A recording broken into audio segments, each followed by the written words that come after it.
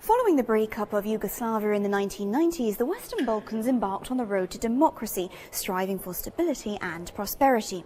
The EPP Group has always been a strong supporter of the region's integration into the European Union and today held its third conference on the issue.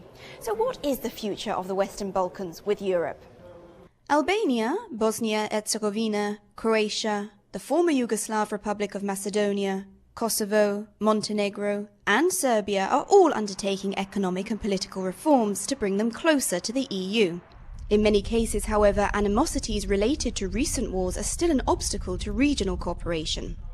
Members from the European Parliament and experts debated the difficulties which the countries in the region still face, such as judicial reforms, minority rights and the fight against corruption and organised crime.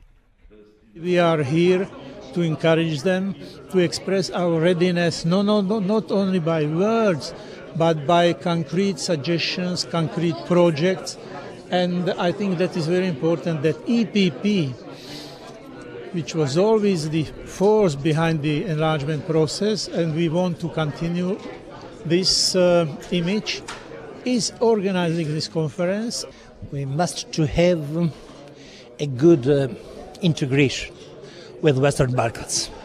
It's important for the peace in Europe. It's very, very important, a fast process. We must to be very clear about the future of the problem of visas. It's impossible to have visas between our populations. The Copenhagen criteria set out at the June 1993 European Council in Denmark define whether a country is eligible to join the EU.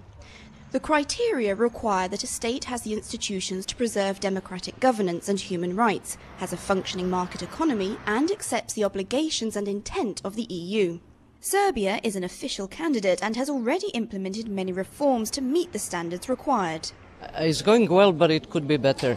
We expect all EU member states to respect the conclusions of the European Council and to set the date for Serbia for opening accession negotiations before the end of the Irish presidency. That was a commitment of the EU27, so I don't have any reason to doubt that the EU member states will stick to their commitment. Montenegro, Iceland, Turkey and the former Yugoslav Republic of Macedonia are the next candidate countries for accession. But many people have criticised future enlargement, saying the EU is in danger of becoming a victim of its own success. EPP Group spokesperson on enlargement and neighbourhood policy, Gunnar Hökmark, disagrees. Some people thought that maybe once 6 was enough, or 9 or 12. But what we have seen is that the European Union has become better and better. I don't agree with those who say that we have an enlargement fatigue, because in that sense, because of the enlargement, we have a more vitally dynamic Europe than we had otherwise. The problems we have today are not coming from enlargement, they're coming from lack of reforms in very many of the old member states. Geographically, the proximity of the Western Balkans makes the region of particular importance to the EU.